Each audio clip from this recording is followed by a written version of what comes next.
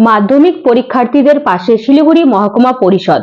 পরীক্ষা কেন্দ্রে কেন্দ্রে পানীয় জল ও শুভেচ্ছা জানালেন সভাধিপতি অরুণ ঘোষ। শহরতলির পাশাপাশি শিলিগুড়ি মহকুমা এলাকার বিভিন্ন মাধ্যমিক পরীক্ষা গ্রহণ কেন্দ্রে আজ মানবিক দৃষ্টান্ত স্থাপন করল শিলিগুড়ি মহকুমা পরিষদ। মাধ্যমিক পরীক্ষার প্রথম দিনেই পরীক্ষার্থীদের পাশে দাঁড়িয়ে তাদের উৎসাহিত করতে একাধিক পরীক্ষা কেন্দ্রে উপস্থিত হন শিলিগুড়ি মহকুমা পরিষদের সভাধিপতি অরুণ ঘোষ। পরীক্ষা দিতে আসা পড়ুয়াদের সঙ্গে কথা বলে তাদের মানসিকভাবে ভরসা যোগান সভাধিপতি। পরীক্ষার্থীদের উজ্জ্বল ভবিষ্যতের জন্য শুভেচ্ছা জানানোর পাশাপাশি পরীক্ষার্থীদের তেষ্টার কথা মাথায় রেখে পরীক্ষার্থীদের তেষ্টা মেটাতে পানীয় জল তুলে দেন তিনি। অনেক পরীক্ষার্থী ও অভিভাবকই এই উদ্যোগে স্বস্তি ও আনন্দ প্রকাশ করেন।